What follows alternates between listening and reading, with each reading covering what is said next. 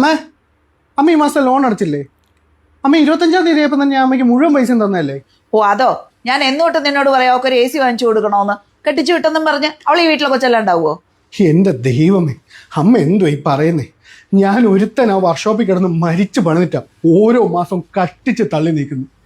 അവളെ കെട്ടിച്ചു വിടാൻ എടുത്ത ലോൺ എങ്ങനെയൊക്കെയോ അടച്ചു തീർത്തപ്പോൾ അവളുടെ വീട്ടിലോട്ട് TV വാങ്ങാനും ഫ്രിഡ്ജ് മേടിക്കാനും അമ്മ എന്നെ കൊണ്ട് അടുത്ത ലോൺ എടുപ്പിച്ച്. ദേ ഇപ്പോൾ AC. ആ ലോണുകാരൻ വർക്ക്ഷോപ്പിൽ വന്ന് ഇനിയൊന്നുമില്ല എന്നെ പറയാൻ. പിന്നെ അവൾക്ക് ചെയ്യേണ്ട കാര്യങ്ങൾ ചെയ്തു കൊടുക്കാതിരിക്കാൻ പറ്റുമോ? അവക്ക് കൊടുക്കേണ്ടതൊക്കെ കൊടുത്ത് തന്നെ കെട്ടിച്ചു വിട്ടേക്കുന്നു. അമ്മ എപ്പോഴെങ്കിലും എൻ്റെ കാര്യം ചിന്തിച്ചിട്ടുണ്ടോ? അമ്മ, എനിക്ക് വയസ്സ് 30ആയി. എൻ്റെ കൂടെ ഉള്ളവരൊക്കെ കല്യാണം കഴിഞ്ഞ് സെറ്റിൽഡായി.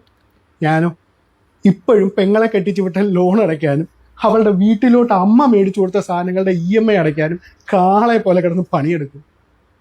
അമ്മേ, കുറച്ചെങ്കിലും പരിഗണന എനിക്കും കൂടി താ. എൻ്റെ മോനെ, ചങ്ങായി പറഞ്ഞ സത്യട്ട. നമ്മളൊരു ആണുങ്ങൾക്കൊരു വാല്യൂ ഉണ്ടാവില്ല, അതുപോലെ തന്നെ ഒരു പരിഗണനയും ഇല്ലാടാ. നമ്മളെപ്പോഴും ഇങ്ങനെ പട്ടിപ്പണിയെടുത്ത് ഇതാക്കി ജീവിച്ചോളാം. എന്താ ചെയ്യുക? അടിപൊളി വീഡിയോസ് കേട്ടോ, നല്ല കണ്ടൻറ്റാ, അടിപൊളി.